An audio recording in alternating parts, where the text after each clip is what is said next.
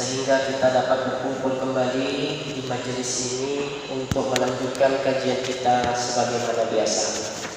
Salawat dan salam tidak lupa pula kita hadiahkan kepada junjungan kita baginda Nabi Muhammad SAW. Allahumma salli ala sayyidina Muhammad wa ala ali sayyidina Muhammad. Mudah-mudahan dengan banyaknya kita bersalawat kepada beliau, kita ini merupakan salah satu di antara umatnya yang mendapatkan syafaat di hari akhir kelak. Amin ya rabbal alamin. Yang saya muliakan dan hormati tuan-tuan guru, para ustadz, jamaah, bapak ibu hadirin wal hadirat rahimakumullah. Malam ini agak sepi karena tadi siang sampai sore jamaah yang biasa hadir kemari dari luar ada kegiatan. Tadi kumpul ya ulama-ulama, pimpinan-pimpinan majelis taklim sekota Medan. Ya, sebab ada kedatangan tamu ulama dari Malang, Al Habib Umar bin Idrus Al Khirij. Alhamdulillah tadi kegiatan di masjid kita di Garuda ramai sekali yang hadir, ya 1000 jamaah lebih. Itu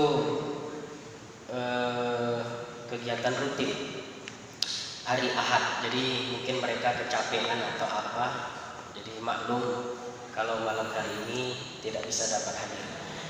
Bapak ibu hadirin wal hadirat rahimakumullah, kita masih membahas permasalahan terkait masalah wudu, yang mana malam ini kita akan membahas rukun wudu yang kelima dan keenam, kemudian membahas hal-hal yang membatalkan wudu.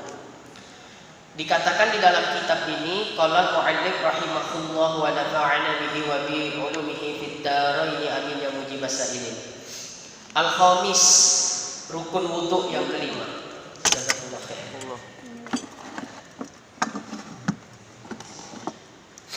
Rukun wudu yang kelima, ghuslur rijlaini ma'al ka'baini.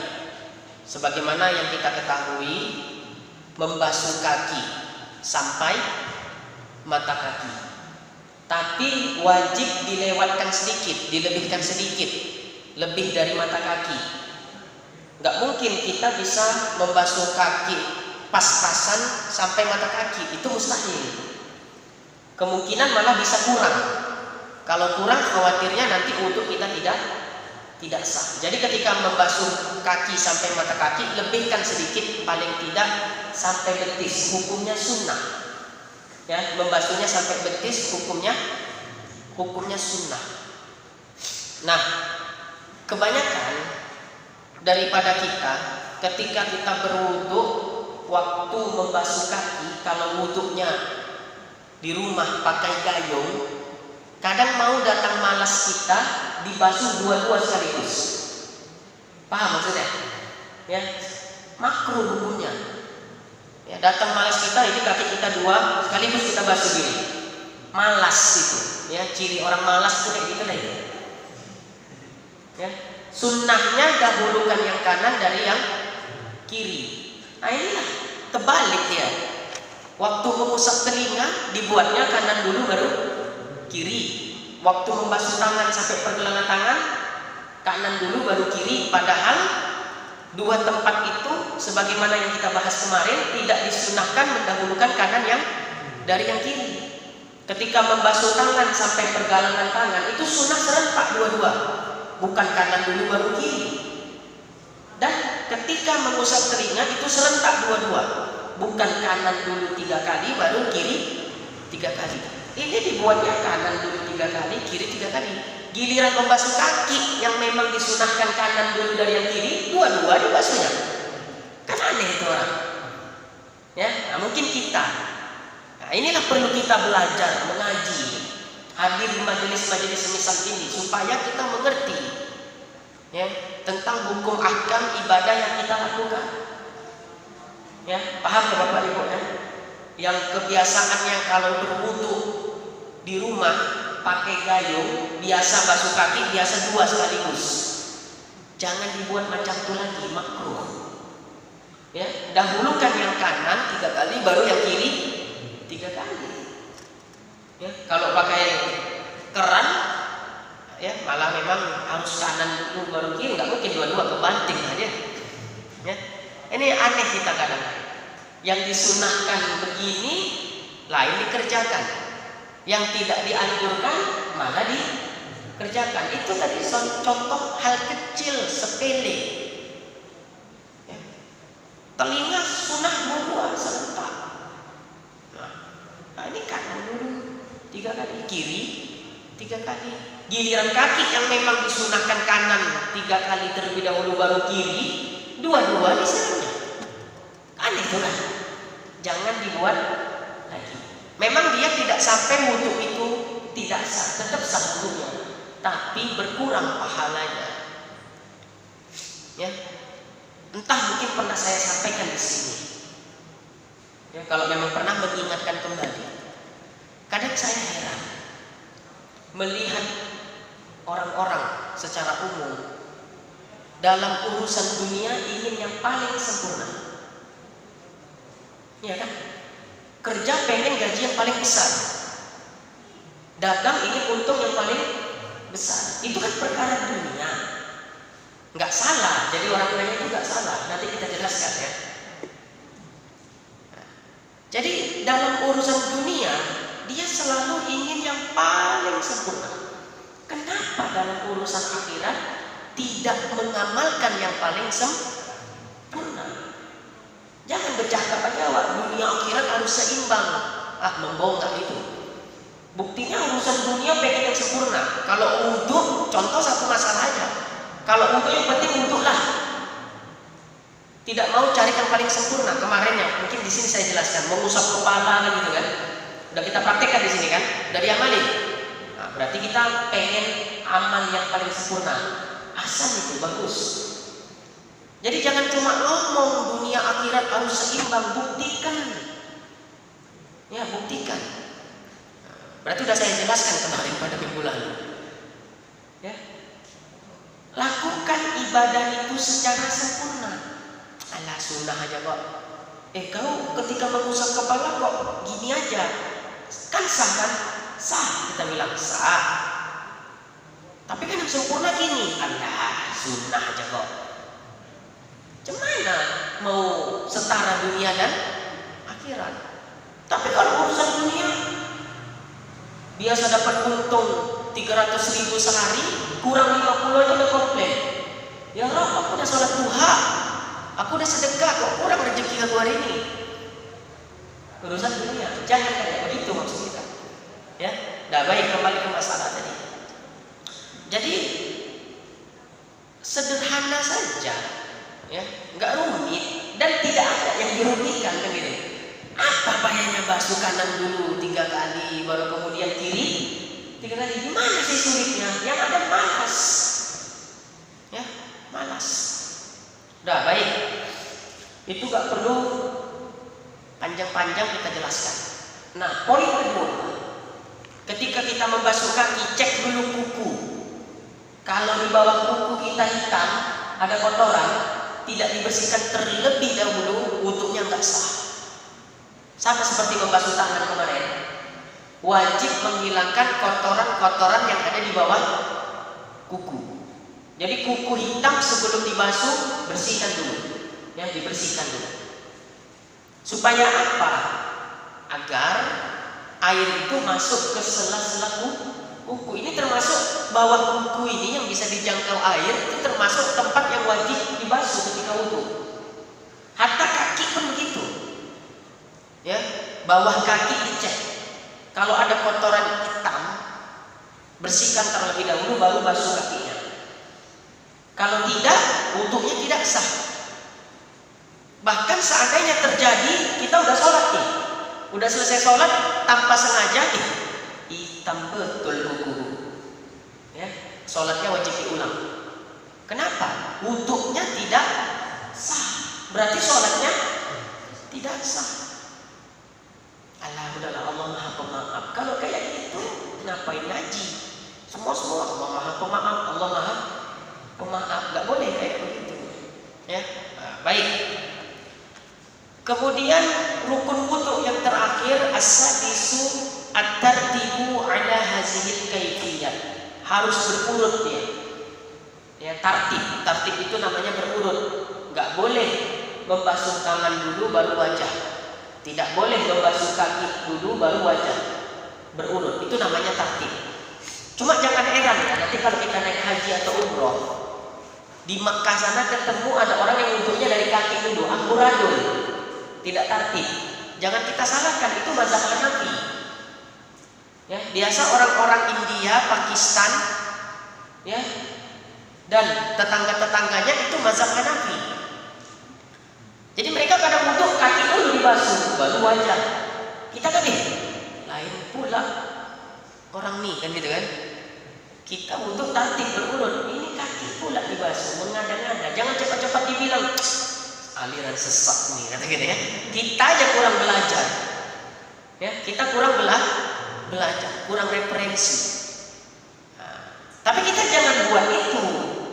Cuma kalau melihat itu, jangan kaget, itu mazhab Hanafi. Karena dalam mazhab Hanafi, tertib itu tidak wajib, jadi boleh basuh yang mana aja. Sementara dalam madhab kita, madhab Syafi'i, tartib itu hukumnya wajib. Kalau tidak tartib, hukumnya bisa tidak sah.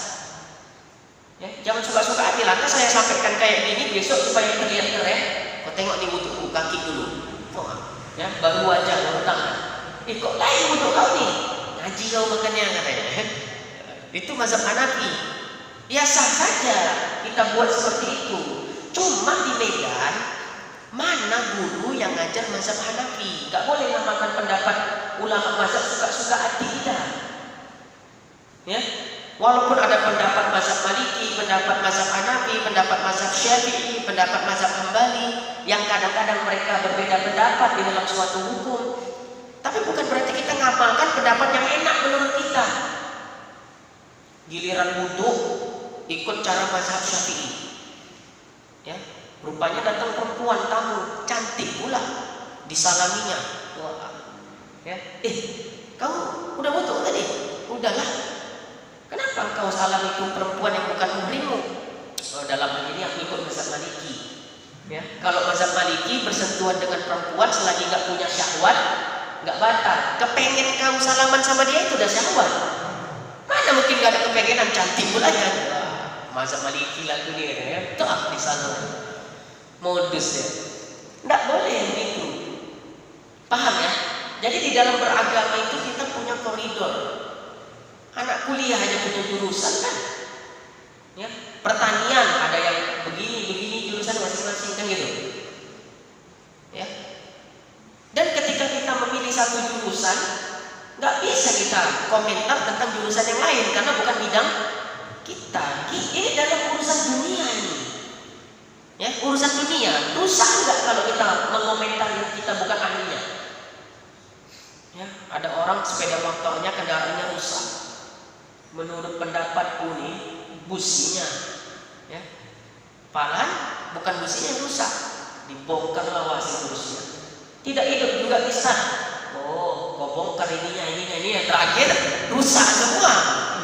Harusnya masalahnya satu, wayar putus sedikit, bawa ke bengkel goceng aja kenanya, gara-gara awak sok kepandean, ya, bongkar mesin jadi kan.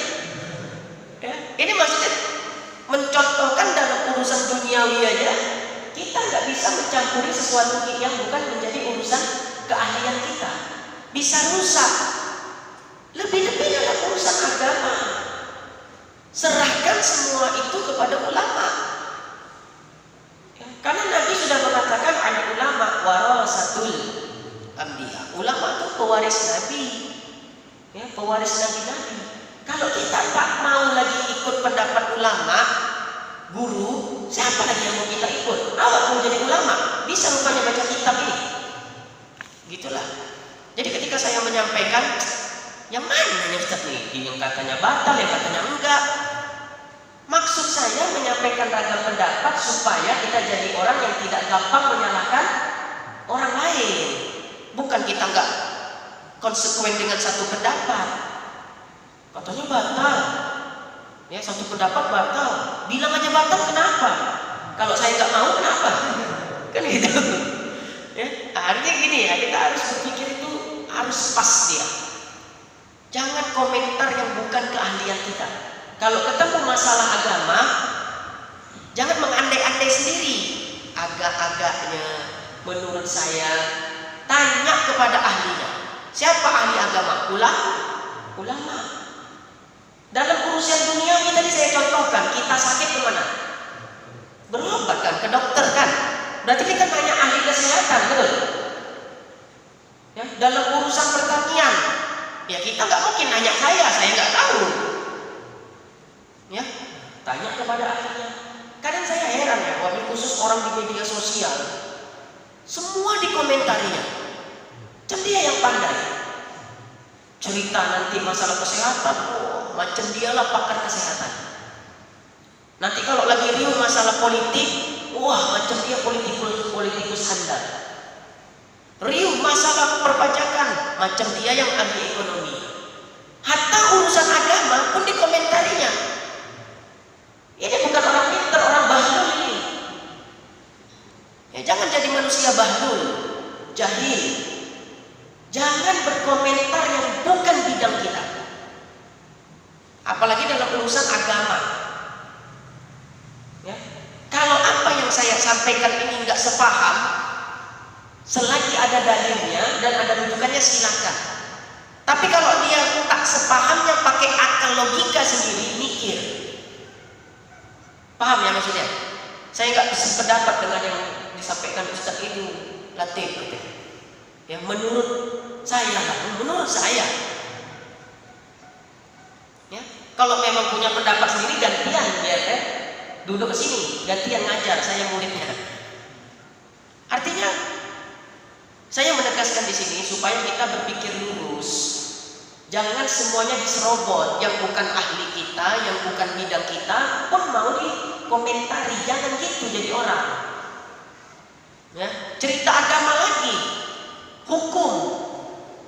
Jangan sembrono, jangan main-main. Ya, ikut aja kata ulama. Selagi ada referensinya, selagi ada kitabnya, ikut. Paham ya? Kita ngaji pakai kitab, bukan kaleng-kaleng ini. Referensinya jelas, kitab kuning, kitab Arab. Enggak semua orang bisa ngajar kitab kuning. Ya. Jadi kalau yang saya sampaikan pun dia tak percaya, tak tahulah saya nak bercakap apa lagi. Hebatlah tuh orang berarti. Paham ya Bapak Ibu kan? Ini sebelum kita ngaji lebih jauh, pertama-tama harus kita tanamkan kepercayaan kepada guru yang menyampaikan ilmu. Kalau udah nggak percaya ya percuma duduk majelis di sini. Apapun yang disampaikan nggak akan masuk ke pikirannya. Ya, percaya dulu. Nah baik. Jadi rukun wudhu yang ke-6 tadi apa? Tartib.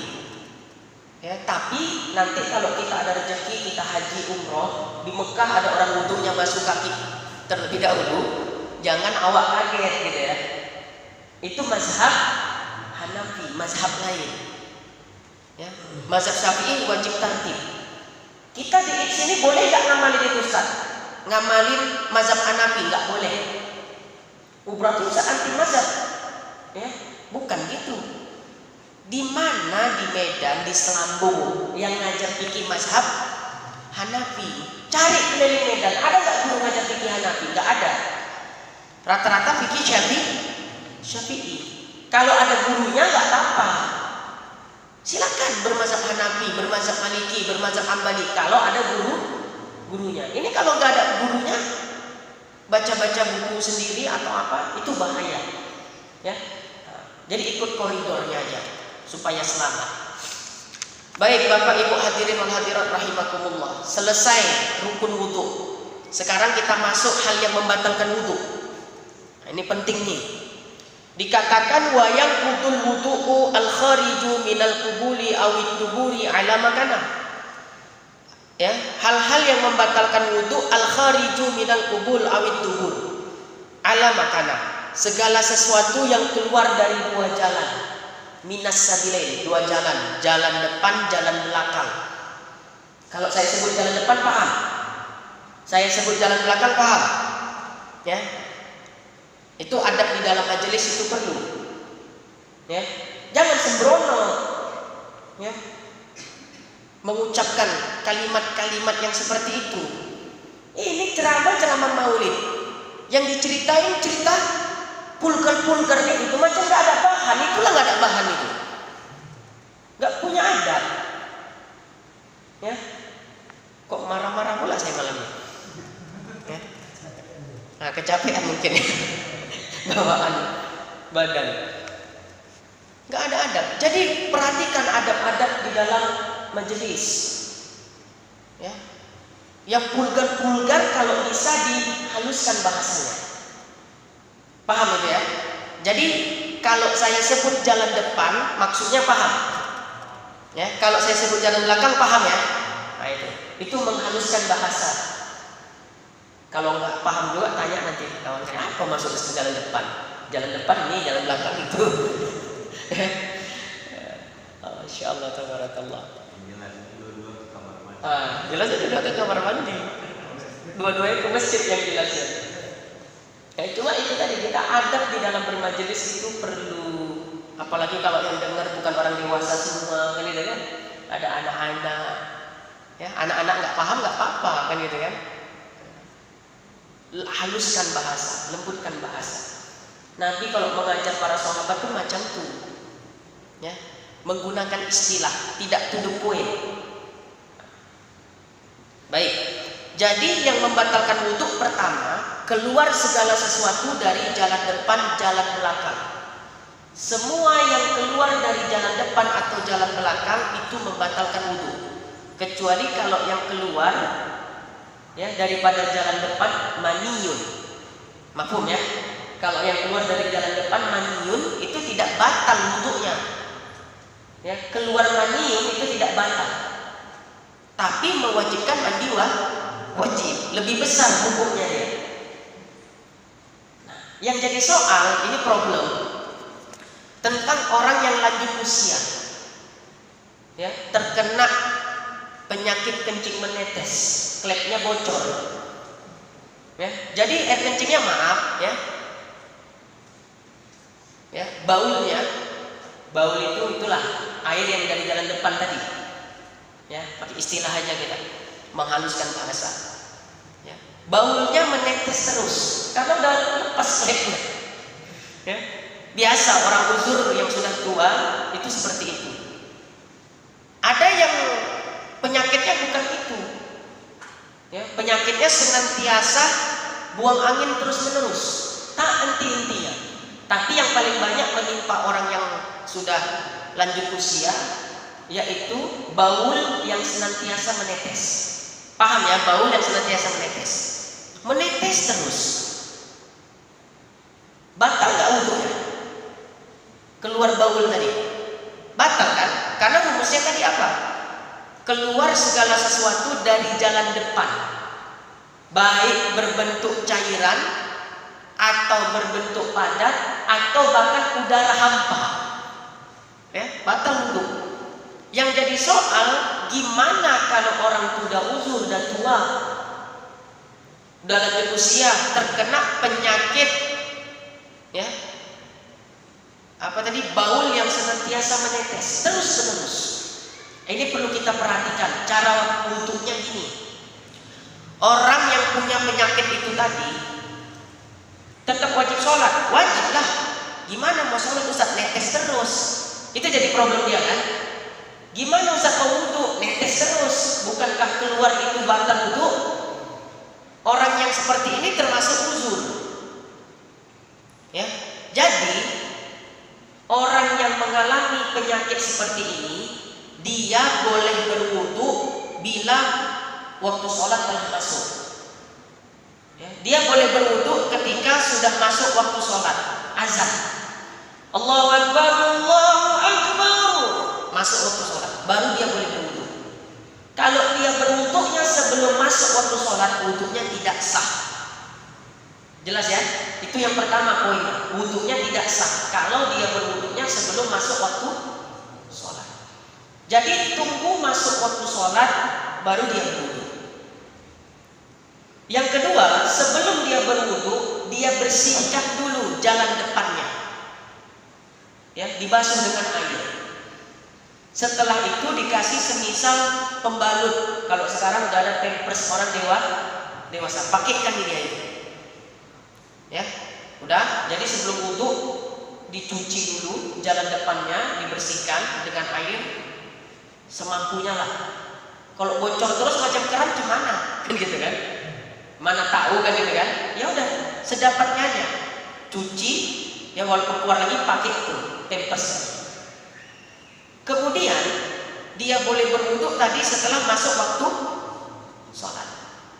Wudunya sama caranya, cuma niatnya yang dirubah.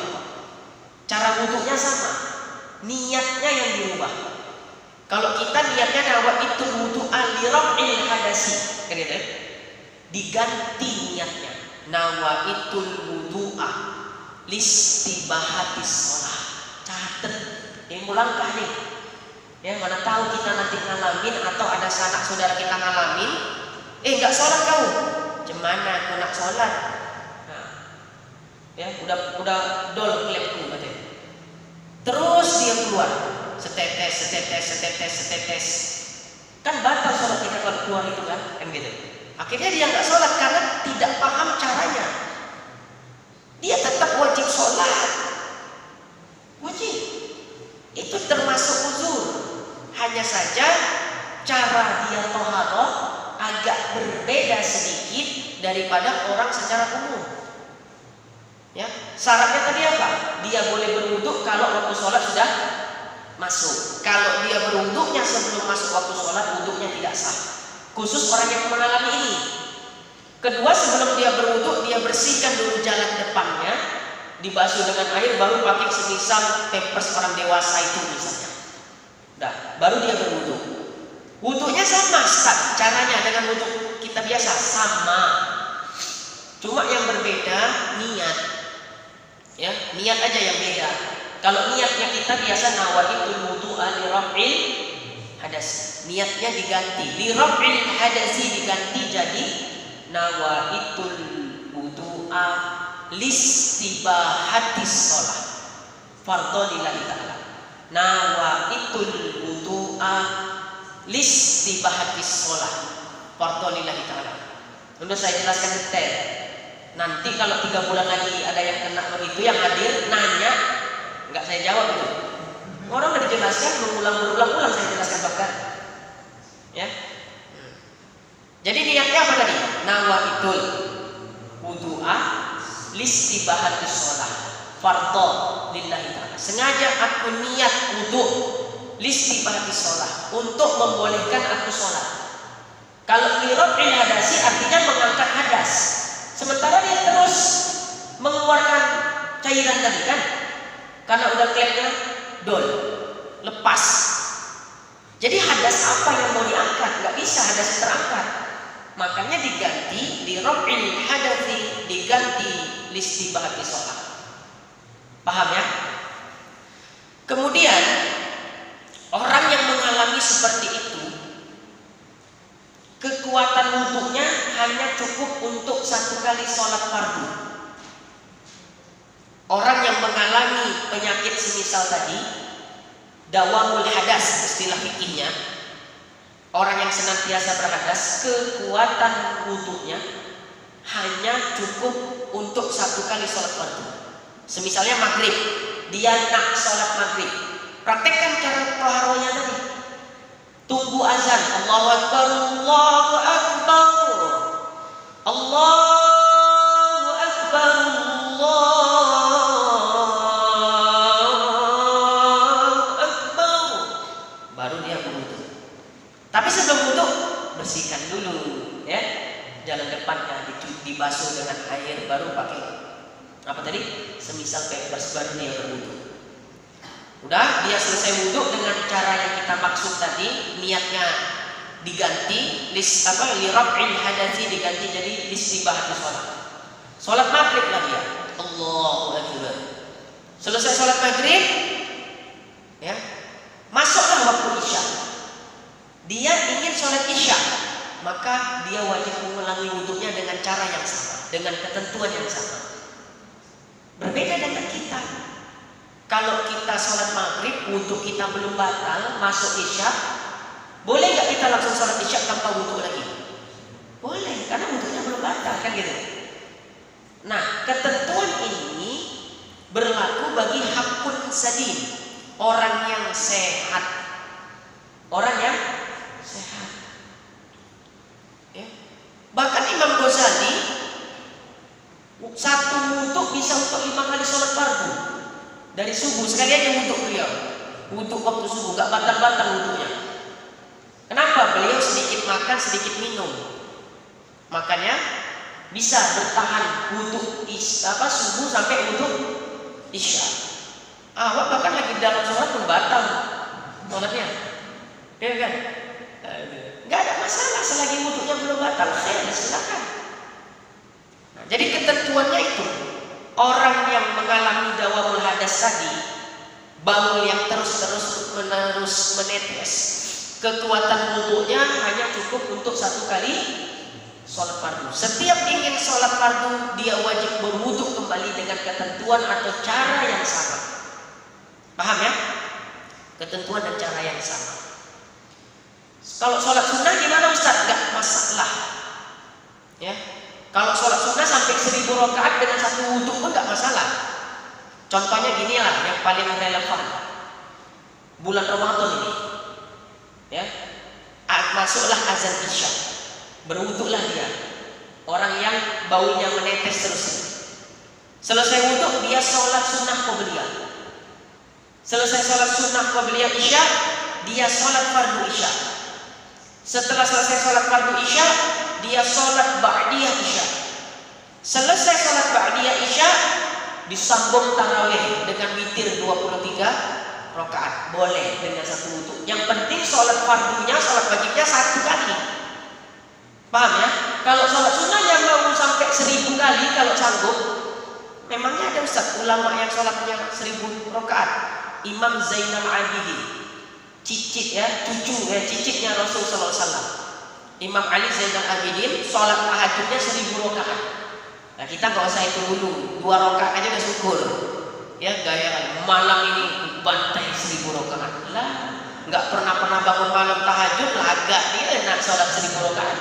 Malam ini mungkin sampailah 100 rakaat, tapi bila esok datang dia pun tak lagi sholat dan dibuat setan capek dia malam terus sekali.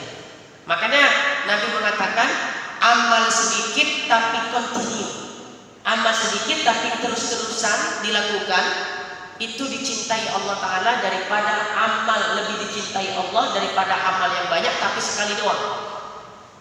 Nggak masalah kita sholat tahajud 2 rakaat tapi continue, tiap malam 2 rakaat. Ada yang orang sholat tahajudnya sampai 20 rakaat, tapi malam itu aja, sebulan kemudian belum tentu dia buat sholat tahajud lagi. Nah, lebih bagus yang 2 rakaat dan ya, tapi continue, ya, terus menerus. Nah, baik ya Bapak Ibu hadirin wal hadirat rahimakumullah. Orang yang dawam hadas tadi, kekuatan wudhunya untuk berapa kali sholat fardu? 1 kali. Nah, ini solusi hukum. Mana tahu ada di antara kita yang mengalami, atau orang-orang tua kita atau keluarga kita, tetap perintahkan dia sholat. Karena kewajiban sholat itu selagi akal masih tetap, masih ada, tetap wajib sholat. Tak mampu ente sholat berdiri, sholat duduk. Tak mampu ente duduk, sholat berbaring. Ya, berbaring ke kanan atau ke kiri. Tak mampu, telentang. Ya, telentang pun tak mampu. Ya, dengan kedipan mata, isyarat mata. Isyarat mata, rukuknya pejam, tidak buka gitu. Tak mampu juga. Bukan disolatkan, masih ada satu lagi. Solatkan dengan isyarat hati. Kalau tak mampu juga, udahlah solatkan aja nanti. Ya. Kalau kata orang matikan lampu, pijakkan dadanya. Kalau ditanya polisi kan nggak sengaja gitu kan. Mau ngambil lilin aku pak katanya, kepijak tuh dadanya mati ya. Enggak, bercanda aja kita. Ya, jangan serius-serius sekali, nyantai. Ya, jadi ibadah tadi lakukanlah dengan cara yang sempurna. Jangan cuma urusan duniawi kita ingin yang sempurna. Urusan akhirat minimal sebanding sama. Gak apa-apa jadi orang kaya, boleh. Tidak dilarang. Cuma jangan sampai kekayaan itu melalaikan kita dari ibadah. Jadi ada thariqat namanya thariqat Syadziliyah. Ini thariqat yang dianut oleh Al-Imam Ibnu Athaillah As-Sakandari, ulama sufi terkemuka. Ya, penyusun kitab Al-Hikam. Mungkin kita pernah dengar ya, kitab Al-Hikam. Ya, thariqat beliau seperti itu. Kenapa? Maqam syukur lebih tinggi dari maqam sabar. Ada orang kaya tapi bersyukur dia. Tanda dia bersyukur apa? Kaya banyak harta tapi tak pelit. Kaya banyak harta tapi tidak pelit. Royal untuk kepentingan umat, royal untuk kemaslahatan. Kemudian kekayaannya tidak melalaikan dia, sholatnya tetap terjaga. Ini namanya orang kaya yang pandai bersyukur. Ada orang fakir, miskin, tapi ditumpul aja. Susah hidup nih, begini, ngeluh aja. Maka lebih baik di sisi Allah orang yang kaya tapi bersyukur daripada orang fakir yang tidak sabar. Kenapa? Maqam syukur lebih tinggi dari maqam sabar. Silakan aja jadi orang kaya, cuma jangan pelit, jangan hitung-hitungan. Ya, sisakan harta kita untuk kemaslahatan agama. Sholat jangan ditinggalkan, udah khair, selamat insya Allah. Gak dilarang jadi orang kaya, enggak. Silakan, yang penting kayanya manfaat ya, untuk dirinya dan untuk orang banyak. Ini namanya orang kaya yang pandai bersyukur. Biasa gini ya, kalau kita belajar sufi tasawuf, kita disuruh makan sedikit gitu kan, nggak boleh banyak makan yang mengundang syahwat kan gitu. Itu secara umum amalan-amalannya ulama sufi. Berbeda dengan pandangan Imam Ibnu Athaillah. Silakan makan yang enak-enak, silakan, tapi syukur kepada Allah. Mungkin dengan dia makan enak dia bersyukur, alhamdulillah. Ada orang yang makannya sederhana, lah kepengennya laku daging, cuma kata Tuan Syekh itu jangan makan daging, nanti menguatkan syahwat. Aduh, gimana ya, makan tidak. Jadi di dalam kesederhanaan itu tapi dia ngeluh. Paham maksudnya ya? Di dalam kesederhanaan itu dia ngeluh. Lebih baik makan enak-enak, makan aja enak-enak, tapi bersyukur. Ya, bersyukur, jangan lupa berbagi. Ya, nah, itu dia. Jadi ada yang semisal itu. Artinya nggak masalah kita jadi orang kaya. Ya, cuma jangan tinggalkan kewajiban-kewajiban. Dan kekayaan kita bukan untuk kemaslahatan diri sendiri, tapi ada bagian daripada kekayaan kita gunakan untuk kemaslahatan umat. Ya, nah itu dia, itu orang kaya yang bersyukur. Nah, Bapak Ibu hadirin wal hadirat rahimakumullah. Jadi hal yang membatalkan wudhu yang pertama, keluar segala sesuatu dari dua jalan. Nah, tadi orang yang mengalami dawamul hadas itu solusinya jangan sampai nggak sholat ya, cuma gara-gara terus-menerus menetes baunya, airnya. Paham ya? Ajarin yang kita sampaikan ini. Saya kok belum tahu Ustaz, orang baru belajar ya? Saya nggak setuju itu yang kita sampaikan. Kenapa Pak? Ya, saya nggak tahu itu, belum pernah saya dengar. Ya salah siapa? Dia yang belum dengar, kita udah kaji sejak lama kan gitu kan. Kadang ada yang mau kayak gitu tuh. Ya, nggak pernah aku dengar di mana-mana katanya. Ya, ada hukum kayak gitu. Orang ngajinya nggak kemana-mana, di rumah aja. Macam mana mau tahu? Jadi kita pernah menyampaikan suatu hukum, protes ya, tapi nggak di depan kita, di belakang. Aku udah kemana-mana, belum pernah aku dengar hukum yang kayak gitu. Ngada-ngada ya itu. Paling nggak sampaikan dari kita. Referensinya jelas. Ya, dia kemana-mana tapi nggak duduk di majelis ilmu, nggak duduk sama ulama, nggak belajar, gimana mau tahu? Ya, tak sependapat udah diam aja, nggak usah diprotes-protes. Kalau mau protes buat kitab sendiri. Ya, kitab kayak gini bisa nggak? Nah, itu baru paten. Protesnya dia cumi jempol. Ya. Nah, jangan protesnya di belakang kita. Orangnya masih ada. Sampaikan sama kita di mana nggak cocoknya. Biar kita tunjukkan dalilnya, kita tunjukkan referensinya. Nah, Anda yang nggak cocok dengan yang saya sampaikan, referensi Anda mana? Dalil Anda mana? Kitab Anda mana? Nggak ada. Ini menurut saya sendiri, Ustaz. Nah, udahlah. Amalkan aja menurutmu sendiri. Jangan ajak orang sesat. Kan gitu. Macam-macam sekarang aliran-aliran ini, ya. Ada yang sholat gak wajib. Benar.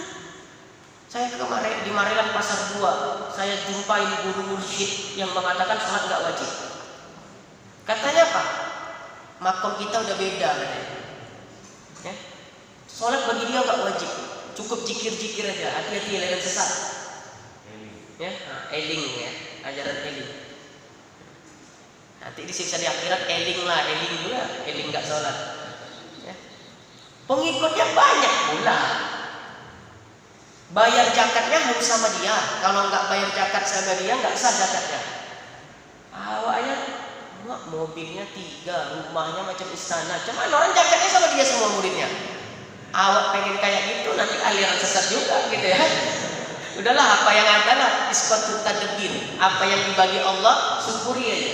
Itu namanya isqatut tadbir. Enggak usah komplain. Enggak usah ikut ngatur-ngatur urusan Tuhan. Ya. Silakan atur urusanmu, tapi jangan kau atur urusan Tuhan.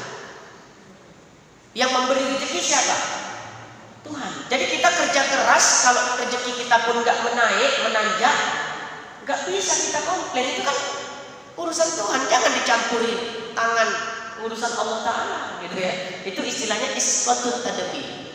Apa yang sudah ditetapkan Allah jalani saja, ikuti aja. Ya, kalau kebetulan ditakdirkan Allah jadi orang senang, jangan lupa bersyukur. Ya, kalau hidup pas-pasan, sabar. Ya, makom syukur lebih tinggi dari makom sabar. Makanya orang kaya itu bisa lebih soleh daripada orang fakir. Kalau dia pandai bersyukur. Nah, itu dia. Ya. Di mana-mana kan kalau ceramah, jangan jadi orang kaya, harus juhud. Kan gitu kan? Juhud kita, juhud kepada dunia, juhud. Karena tak dibagi Allah Ta'ala. Coba dia dibagi Allah Ta'ala jadi orang kaya. Ya. Juhud itu bukan dari penampilan. Juhud itu hati. Ya, juhud itu urusan hati, bukan penampilan. Ada orang yang penampilannya biasa-biasa, ya, baju koyak-koyak, juhud betul lah Ustaz nih.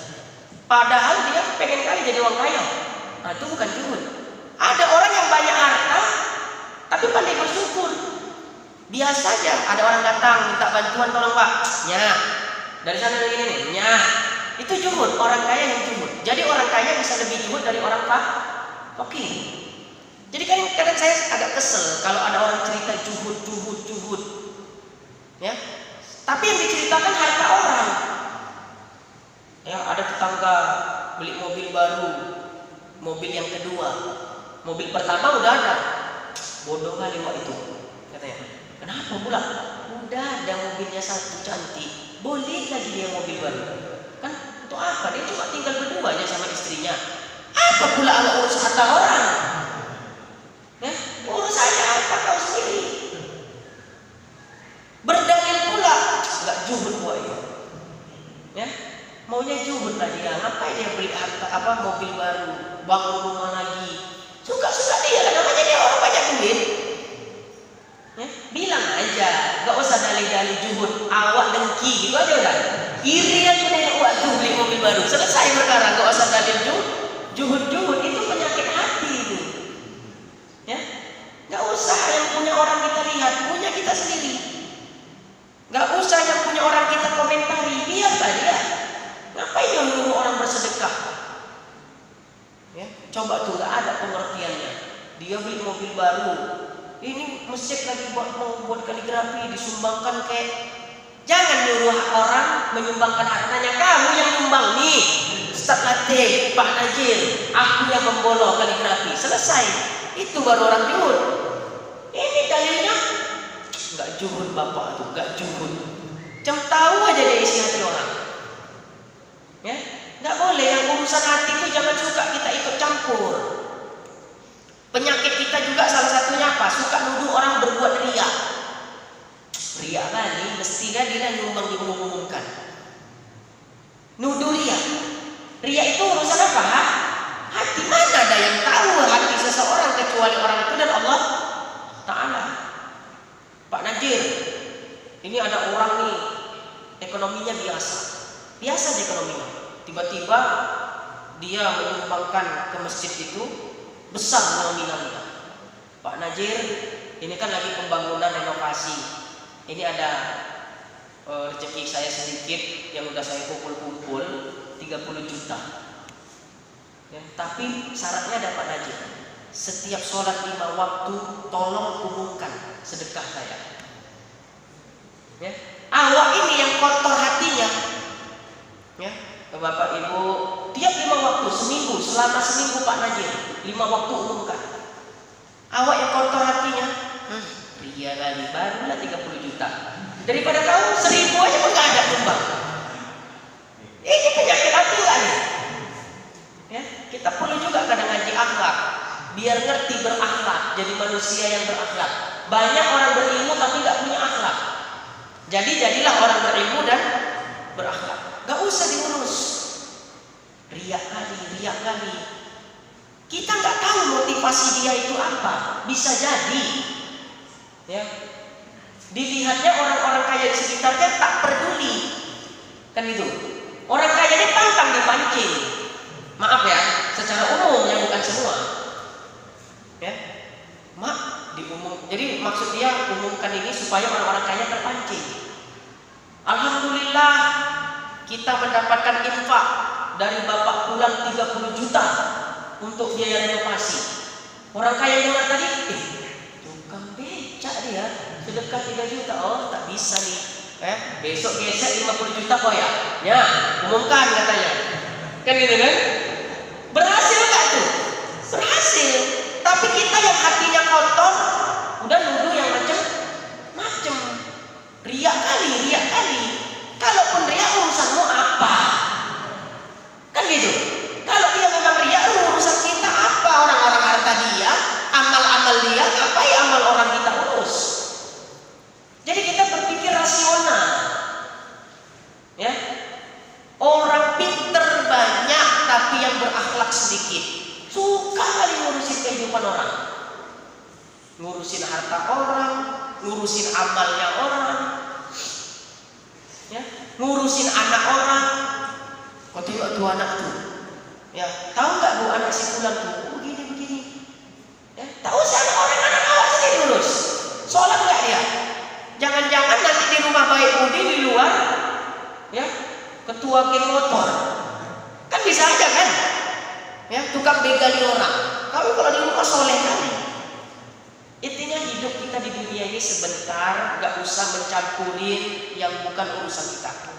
Dalam semua aspek ibadah, aspek amal, harta, ya, keluarga, dan masalah orang lain. Biarkan dia menyelesaikannya sendiri. Nah, kita ngaji kiki kok jadi cerita akhlak kita. Nah, kita perlu ya. Kita perlu untuk membahas yang semisal itu tadi.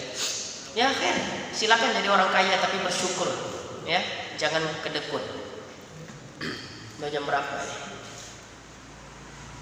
Silakan kalau ada pertanyaan, kira-kira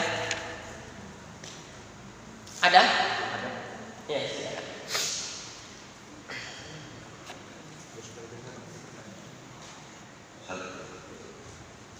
Harus dengar katanya semua. Assalamualaikum warahmatullahi wabarakatuh. Waalaikumsalam. Alhamdulillah baru 2 kali saya ikuti Ustaz.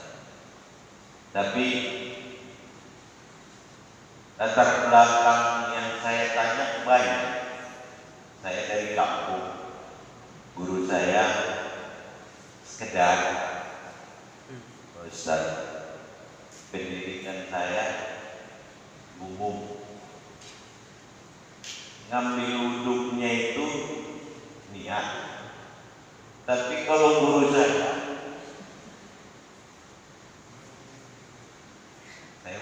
bahasa Arabnya saya tidak ada. Saya ngambil wuduk karena Allah Ta'ala. Apun wajib, sunat. Ada bacaannya di tangan, Iya, betul. ada bacaannya di sini. Hanya bahasanya wajib, sunat. Itu yang saya dapat. Apakah itu sah atau harus berilmu dulu?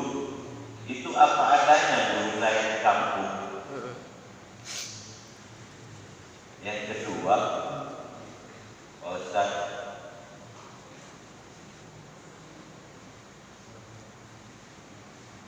yang sebelum Ustaz menjelaskan tadi, yang rutin keluar dari depan itu 3 tahun yang lalu ada omong guru saya seperti Mengalami itu ya. mengalami. Dawam hadas. Cuman saya nggak bisa jelasin. Ya udah ingatkan aja sama guru kan gitu. Cuman dia berniat ke Makkah itu ulang alik jadi. Karena ini dari penjelasan Pak Ustaz kan 1 kali sunat fardu. Dia ingat saya, dia bilang, macam mana saya tulang kalau tiap kali pulang balik, bisa-bisa di Mekah katanya bisa sesat kita katanya, karena jauhnya kan yang mengikuti. Ini udah dikasih mau minta tambahan nih Ustaz, apakah bisa kan? Artinya yang 1 fardu dengan kondisi situasi di Mekah itu, kalau di kita sini mungkin lah yang memungkinkan. Kalau kondisi di Mekah menjalankan ibadah haji, apakah yang 5 kadang-kadang kan katanya berangkat langsung menunggu di masjid untuk isanya kan? Apakah memungkinkan ini kondisi hajinya? Yang ketiga Ustaz, yang setahu saya ilmu umum ini Al-Quran dan hadis. Kalau kita mau Syafi'i, kalau kita Hambali, kalau kita Hanafi, yakin enggak Pak Harahap Syafi'i? Memang turunan saya, turunan mengikuti Imam Syafi'i maksud saya, bukan turunannya Pak Imam Syafi'inya. Artinya pertanyaan saya kan dasarnya dari Al-Quran hadis. Di mana kewajiban kita harus mengikuti di antara yang 4 ini harus satu, supaya jangan sesat, supaya jangan nyalam orang yang cantik atau nanti saya rasa untuk sementara itu dulu Pak Ustaz pertanyaan kami. Untuk pertanyaan pertama, wudu itu kan ada rukunnya, ada sunnah. Jadi kalau seandainya kita yakinkan di dalam wudu itu ada rukun dan sunnah, tanpa kita tentukan yang ini rukun, yang ini sunnah, itu maksud saya. Nah, apakah sah wudu seperti itu? Bisa sah. Ya. Tapi masa kita ibadah mau gitu-gitu aja kan itu kan? Jadi misalnya kita kan nggak ngerti nih, mana yang rukun, mana yang sunnah. Pokoknya aku yakin di dalam wudu yang kulakukan ada yang rukun, ada yang sunnahnya wudunya. Basuhan rukun, basuhan wajib, basuhan sunnah. Tapi aku nggak tahu yang mana. Itu masih sah. Tapi kalau sama sekali ya dia tak tahu, artinya dia ingkari yang apa tadi, rukun yang sunnah, ya itu nggak sah untuk yang dia lakukan. Artinya ketika kita berwudu, pokoknya aku iktikadkan, aku yakini dari semua yang kulakukan dari awal sampai akhir ada rukun wudunya, ada sunnahnya. Cuma aku tak tahu mana poin-poin rukunnya gitu. Apakah sah? sah. Yang penting jangan diiktikadkan yang salah. Kumur-kumur, rukun, membasuh wajah. Maaf Pak Ustaz, pelaksanaannya ini udah kondisi niat nih. Ngambil wudhu udah ada niat. Begitu kita basuh muka di dalam hati kita wajib. Yang kedua sunat, yang ketiga sunat. Iya. Artinya di dalam usapan ataupun basuhan itu ada bacaan. Iya betul. Itu yang Ustaz. Iya. Nah, jadi yang dimaksud pertanyaan tadi itu memang betul. Yang memang ada di kitab, yaitu di kitab Bidayatul Hidayah namanya. Alhamdulillah. Karya Imam Al-Ghazali. Jadi setiap basuhan itu punya doa sendiri-sendiri. Waktu basuh wajah doanya ini. Saya sendiri pun tak hafal. Waktu basuh tangan doanya ini. Itu memang ada di kitab Bidayatul Hidayah. Ya, karya Imam Al-Ghazali. Al-Imam Abu Hamid Muhammad bin Muhammad Al-Ghazali At-Tusi Ad-Dimashqi Asy-Syafi'i. Dengar namanya udah benih. Ya, tapi memang ada. Ya. Nah, paling tidak kita waktu basuh tangan misalnya, kita niat di dalam hati, ya Rabb, ampunkan dosa-dosa yang telah dibuatkan tanganku. Waktu kumur-kumur, ya Rabb, ampunkan dosa-dosa yang telah dibuat lisanku. Gibah, nyeritain orang itu kan dosa. Kita nggak lepas hari-hari dari itu. Ya Rabb, ketika basuh wajah, ya Rabb, ampunkan dosa yang telah dibuat mataku. Mana tahu memandang yang diharamkan Allah. Ketika membasuh telinga, ya membasuh kepala, ya Rabb, ampunkan dosa-dosaku daripada pikiran-pikiran yang buruk. Ya, mengusap telinga, ya Rabb, ampunkan dosa-dosa yang telah dibuat telingaku. Dengerin orang gibah. Oh, aku nggak ikut gibah, Ustaz. Ya, aku cuma dengerin aja, sama itu dosanya. Dengerin atau ikut ya cerita itu sama. Asik pula dia dengerin. Kayak gitu rupanya dalam hatinya ya. Dia nggak ikut cerita tapi asik dia menikmati gibah. Gibah itu nikmat memang. Ya, nah itu. Setidak-tidaknya itu. Tapi tidak dipungkiri memang ada doa-doa khusus yang diajarkan oleh khususnya Imam Ghazali dalam kitab Bidayatul Hidayah. Mulai dari permulaan wudhu sampai basuhan tadi. Ada doa-doa khusus. Itu yang dimaksudnya ya. Waktu kumur-kumur doanya ini, waktu membasuh wajah doanya ini. Ada doa-doa khusus. Kalau ingin merujuk, cari buku namanya Bidayatul Hidayah. Itu udah ada terjemahan di dalam bahasa Indonesia. Ya, udah ada terjemahannya. Bagus buku itu, adab-adab.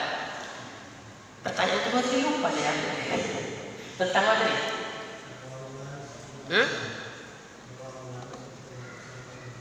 Oh, iya. Dawabul ada sedih. Ya, kan udah disampaikan Pak Ustadz hanya satu fardu. Karena kondisi ini bukan permintaan. Karena tertundanya hakinya untuk naik haji karena membayangkan bolak-balik ambil wudhu itu tadi tidak memungkinkan kondisinya. Iya, apakah memungkinkan 2 fardu atau sekaligus 5 fardu?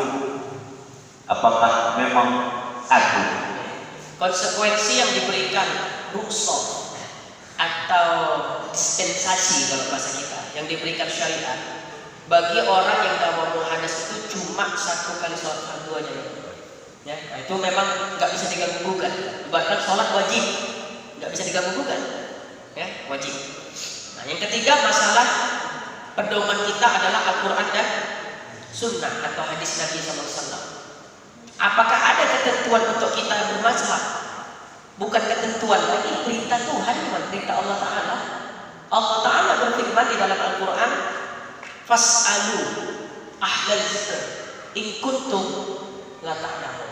Bertanya kau, ya, fas'alu ahlal zikr. Bertanyalah engkau kepada ahlul zikir. Menurut ulama tafsir, ahlul zikir di situ adalah ulama-ulama, wabil khusus ulama mazhab. Ya, in kuntum la ta'lamun, kalau kau tak mengetahui sesuatu. Jadi dari ayat ini kita paham kita disuruh bertanya tentang sesuatu yang kita tidak tahu, bertanyanya kepada siapa? Yang ahlinya. Itu tadi yang di awal saya katakan. Urusan duniawi ini kita disuruh nanya sama ahlinya. Malah kalau kita pandai-pandaian sendiri bukan malah makin bagus, makin ruwet. Lebih-lebih urusan agama kan gitu. Yang dampaknya sampai akhirat, bukan di dunia saja. Maka kita harus bertanya kepada yang ahlinya, yaitu ulama. Bahkan Nabi melegitimasi bahwasanya beliau bersabda, al-ulama warasatul anbiya. Ulama itu pewaris nabi-nabi. Secara tidak langsung Nabi menyuruh kita untuk mengikuti para ulama kita, imam mazhab. Memang pedoman kita Al-Quran dan Sunnah. Bukan berarti imam mazhab itu tidak pakai Al-Quran dan Sunnah. Contoh. Rukun wudhu yang kita bahas dalam mazhab Syafi'i, rukun wudhu apa? Membasuh wajah, kemudian membasuh tangan, mengusap kepala, membasuh kaki. Ada nggak ayat di Al-Quran? Ada. Ya ayyuhalladzina amanu idza qumtum ila shalah faghsilu wujuhakum wa aydiyakum ilal marafiq ila akhiril ayat. Wahai orang-orang yang beriman, apabila kalian hendak sholat, basuhlah wajah kalian, basuhlah kedua tangan kalian sampai ilal marafiq, siku, dan seterusnya. Wamsahu bi ru'usikum, usaplah kepala kalian. Berarti mazhab Syafi'i mengatakan rukun wudhu membasuh wajah, membasuh tangan, mengusap kepala sampai membasuh kaki bersumber tidak dari Al-Quran. Ada alasannya. Jadi sebetulnya dengan kita ikut mazhab, kita sudah ikut Al-Quran dan Sunnah dengan cara yang benar, bahkan dengan cara yang benar. Dalil tartib, contoh tartib tadi apa artinya? Berurut. Mana dalilnya? Ayat tadi, iza kuntum ila shalah faghsilu wujuhakum wa aydiyakum ilal marafiq wamsahu bi ru'usikum. Allah menyebut basuh apa dulu? Wajah, kemudian tangan, kemudian kepala, kemudian kaki. Inilah dalil tartib tadi, harus berurut. Paham ya? Karena Allah dalam Al-Quran menyebutnya berurut. Nah, jadi dengan kita bermazhab bukan berarti kita meninggalkan Al-Quran dan Sunnah. Justru dengan kita bermazhab, kita mengamalkan Al-Quran dan Sunnah dengan cara yang benar. Mazhab itu ibaratkan gini, Al-Quran dan Sunnah itu kan sumber tidak? Sumber. Ibaratkan sumur, sumbernya di bawah air. Supaya mudah ngambil air di dalam sumur tadi pakai timba. Timba itulah mazhab tadi. Ya, pakai timba. Kalau tak pakai timba langsung nyelam, bisa mati awak, tenggelam kalau tak pandai berenang. Jadi orang yang tidak bermazhab rusak amalnya. Ya, orang yang tidak bermazhab akan menyebabkan amalnya menjadi rusak. Itulah diumpamakan tadi itu. Ya, jadi dengan kita bermazhab bukan kita meninggalkan Al-Quran dan Sunnah, karena apa yang disampaikan ulama mazhab semua ada dalilnya dari Al-Quran dan Sunnah. Dan dengan kita bermazhab kita mengamalkan agama dengan jalan atau cara yang benar. Orang yang tak bermazhab itu yang tak benar, sok pandai. Ya, sok pandai, sok pintar. Ya. Lagipun ilmu seseorang itu terbatas. Ya kan? Ilmu seseorang itu terbatas. Gimana caranya mau kembali ke Al-Quran dan Sunnah?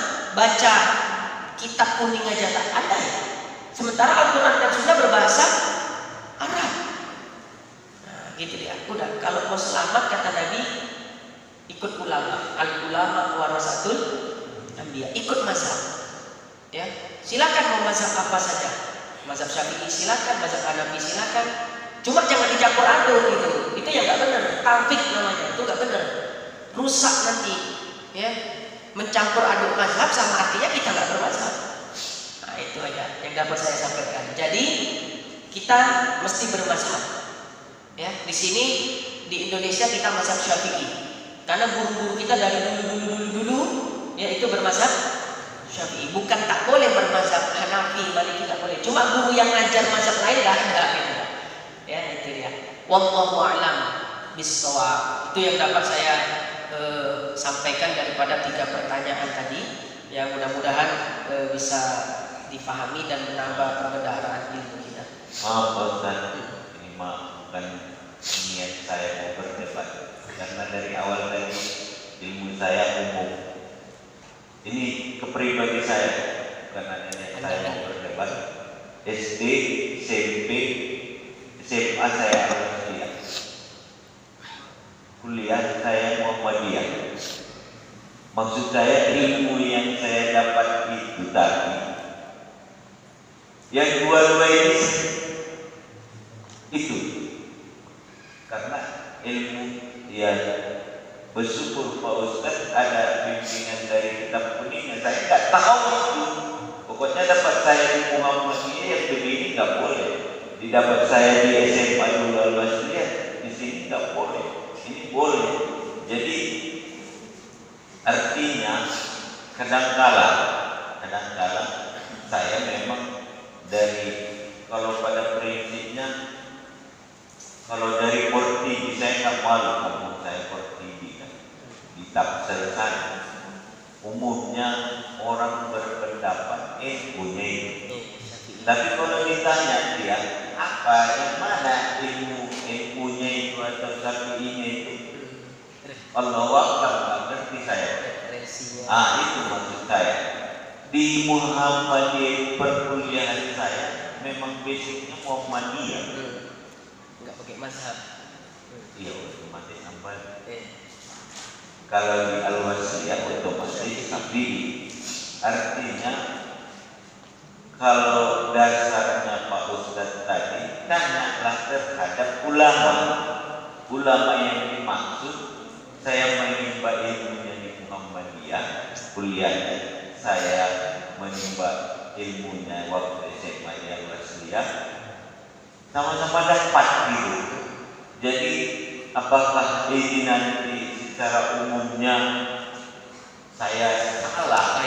Saya takut ke sana, bukan mau Pak Ustadz begini. Saya nggak ada ilmu saya macam ini, jujur aja. Umum aja saya. Ngerti? Nah, jadi gini, selama ada dalilnya, amalkan aja. Jelas sudah kan? Selama ada dalilnya amalkan, ada referensinya amalkan. Makanya pernah saya sampaikan di sini awal kita taklim, kunut lah misalnya. Yang sholat subuh nak berkunut, kunut. Yang tak berkunut, ya udah tak berkunut. Bila mana yang kita yakini dalilnya adalah itu. Ya, orang tak sholat di luar sana banyak. Itu yang perlu dibina. Maklumnya kira-kira ya. Yang penting selama ada dalilnya silakan. Yang penting jangan awak baca dalil sendiri, awak buat pendapat sendiri. Itu maksud saya, tidak boleh. Makanya kan harus fas'alu ala dzikri in kuntum la ta'lamun tadi. Ulama itu mengatakan gini, ulama Muhammadiyah mengatakan begini. Dua-duanya punya dalil, punya landasan. Ya. Nah, kalau ingin tahu mana dalil yang paling kuat, itulah harus dikaji secara komprehensif. Cuma tadi kan karena basicnya Bapak bilang umum, nggak bisa menjurus kepada pembahasan secara komprehensif. Artinya saya ikut-ikut si borong kan? Itulah. Pokoknya ikut yang mana ramai ikut, yang mana itu maksudnya supaya terarah. Pokoknya selagi masih ada dalil, amalkan itu. Ya, selagi tidak mengatakan sholat nggak wajib, nah itu jangan ikuti. Ya, nah itu dalil akal-akalan dia ya. Udah, ya kita nggak usah risau tentang masalah furu'iyah. Ya, nggak usah kita risaukan. Ya makanya tadi kan ada saya singgung, mazhab Hanafi tartib nggak wajib, mazhab Syafi'i tartib wajib. Kita ngamalkan yang ini, tapi jangan menyalahkan yang lain. Udah, sama-sama punya dalil. Selagi masih ada rujukan kita, tak masalah. Yang penting bukan kita yang buat pendapat. Kan gitu kan, kita baca hadis sendiri, baca terjemahnya agak-agak ya menurut aku macam ini pendapatnya. Itu yang bahaya. Udah, tak usah kita risau. Jangan dibawa pusing dalam beribadah. Ya. Cuma kita tegaskan memang mayoritas kita adalah mazhab Syafi'i. Tapi kita tidak menolak mazhab yang lain, kan gitu kan? Konsep kita di awal. Itu maksud yang mau ditanyakan arahnya itu seperti itu kan. Udah nggak ada masalah. Yang penting Bapak sholat udah. Ya, untuk sementara yang penting sholat dulu jangan sampai tinggal. Ya. Selagi ada landasan, ada dalil, amalkan. Ya, amalkan. Nah, udah kan jelas kan? Nah, udah. Ada yang lain kira-kira? Nggak ada, kita tutup doa lah, pulang tidur. Kira-kira satu orang tanya lagi? Iya, silakan. Yang penting jangan rumah tangga ditanya di sini, Bu ya. Silakan. Saya jawab, kalau tahu saya jawab, nggak tahu ya bisa bilang nggak tahu. Assalamualaikum warahmatullahi wabarakatuh. Waalaikumsalam warahmatullahi wabarakatuh. Ini kan Ustaz, Ya, Bu. kalau suami misalnya dia sholat bagus kan istrinya itu bagus. Tapi kalau suami dia nggak mau sholat, misalnya sholatnya bolong-bolong gitu Ustaz, istri kan nggak boleh marah-marah ya Ustaz. Tapi nggak marah-marah, tapi kalau hatinya marah gimana Ustaz? Hatinya marah, tapi nggak diungkapkan marahnya itu Ustaz. Ya. Berdosa nggak istri Ustaz? Baik. Kewajiban itu ada dua ya. Kalau kita sudah berumah tangga, kewajiban kita kepada Allah, kedua kewajiban kita kepada pasangan kita. Salat itu termasuk kewajiban kita kepada Allah atau kepada pasangan? Kepada Allah. Maka kita bahas dulu dari aspek suami dulu. Agak panjang sedikit tapi ini penting. Bonusnya. Nanti kuenya untuk saya nih, tambahannya. Ya, gini, kita bahas dari aspek suami. Ketika mendapati istrinya tidak sholat, apa yang harus dilakukan oleh suami? Ini dari aspek mana dulu? Suami. Sholat itu kan kewajiban antara seorang hamba dengan Allah. Jadi ketika istri tidak sholat, maka itu adalah ya dosa dia dengan Allah. Apa yang harus dilakukan suami? Suami sebatas mengingatkan. Sholat kau. Al-amru bil ma'ruf wan nahyu 'anil munkar namanya. Ya, sholat kau. Ya, sebatas mengingatkan. Boleh enggak suami memukul istrinya karena istri enggak sholat? Itu dia kalau udah melebar dia pembahasannya. Nah, karena itu adalah dosanya dengan dosa antara dia dengan Allah, tidak ada hak seorang suami untuk memukul istrinya bila istrinya tidak sholat. Jangan sembrono kita ini. Tapi kan untuk menyuruh dia sholat, disinilah ada pendidikan di dalam keluarga, itu ada. Makanya ada kitab khusus membahas kehidupan berumah tangga, namanya kitab Syarah Uqudul Jin, karya Syekh Muhammad Nawawi Ibnu Umar Al-Bantani Al-Jawi Asy-Syafi'i. Ya, jadi nggak boleh dipukul suami. Tapi tiap dia nggak sholat wajib diperintahkan. Ya, tak saya putuskan nafkah dia Ustaz, misalnya. Nafkahnya nggak saya kasih nafkah Ustaz karena dia nggak sholat, berdosa suami. Ya, kenapa? Karena dosa tidak sholat dia dengan Allah. Suami sebatas mengingatkan untuk dia sholat. Tidak boleh main fisik, tidak boleh memukul istri karena istri tidak sholat, karena dosanya bukan, ya, dosanya dosa antara dia dengan Allah. Kalau memang nggak bisa dibina lagi, jangan dibinasakan. Ya, istri tadi nggak bisa dididik, kita sebagai suami melapor kepada walinya, orang tuanya, ayahnya masih ada, kakeknya. Kalau ayahnya nggak ada, kakeknya. Dua-duanya nggak ada, pamannya, ya, abangnya, saudaranya, ya, kita adukan kepada wali. Si fulan, sudah tak sanggup aku lagi membilangkan dia untuk sholat, tak juga sholat. Ayah mertua maksudnya, ya, cemana menindaklanjutinya. Yang berhak memukul walinya bukan kita. Paham ya? Jadi kalau ibu-ibu nanti ada dipukul suami gara-gara nggak sholat, itu bisa diadukan itu, ya, bisa diadukan yang kena suami. Karena aturannya seperti itu, aturan syariatnya. Kecuali kalau dosa yang dilakukan suami istri, dosa yang berhubungan dengan kewajiban dia kepada suami. Misalnya nusus suami istri yang durhaka. Contohnya apa? Ya, istri yang keluar rumah tanpa izin suami. keluar rumahnya jauh. Kalau ke kedai aja nak beli sabun tak pala telepon suami, tiap mau keluar telepon suami. Bukan soleh, suaminya pun muak lama-lama. Kau nih mau ke kedai menelpon, ndak ke tetangga menelpon.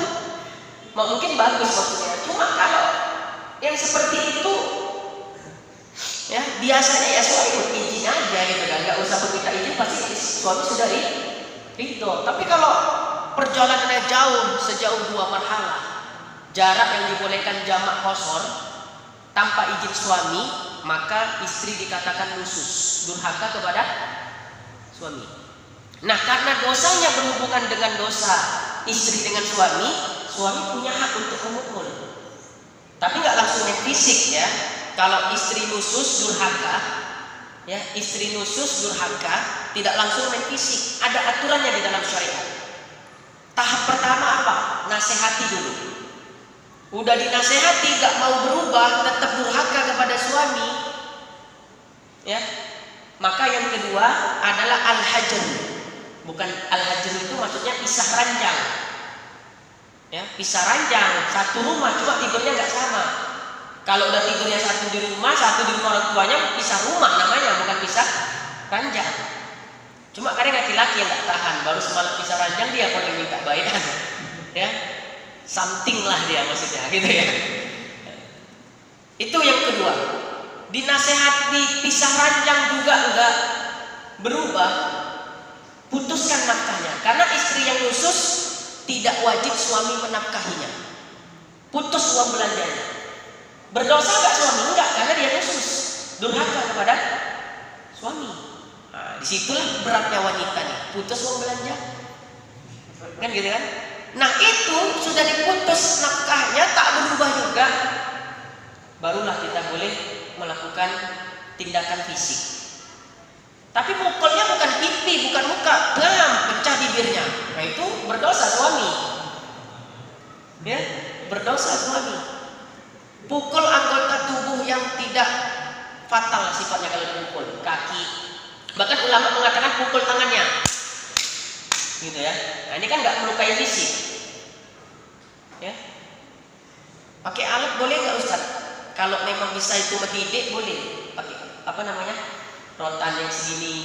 Jangan beroti. Itu memang nak menikah lagi awak, ya kan? Alasan awak aja dia khusus awak hantam. Rupanya memang udah ada calon satu. Gitu. Nah, tuh. Jadi itu diatur dalam syariat. Udah dipukul nggak berubah juga, terserah kita.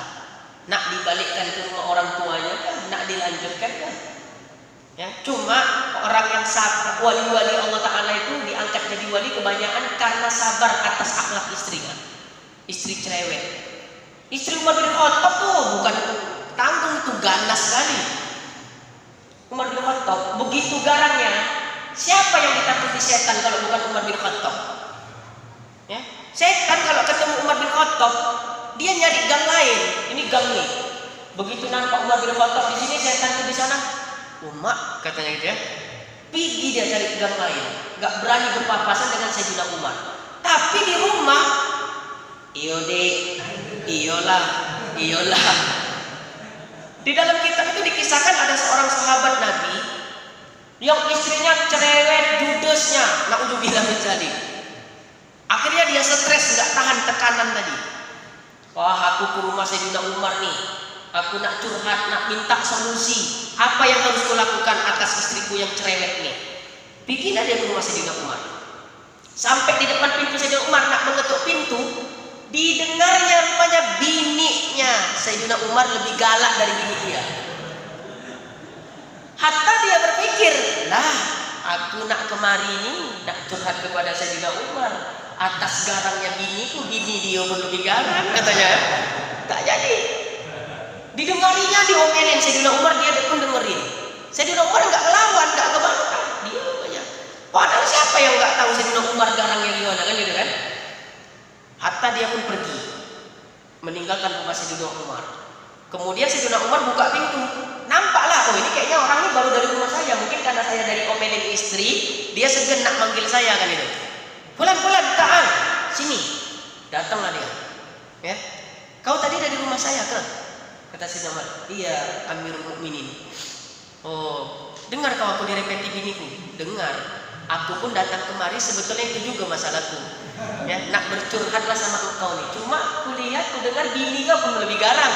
Aku pun mengurungkan niatku lah nak curhat.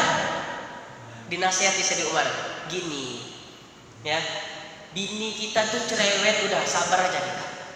Kenapa? Coba kau bayangkan, dia mengerjakan sesuatu yang bukan menjadi kewajibannya.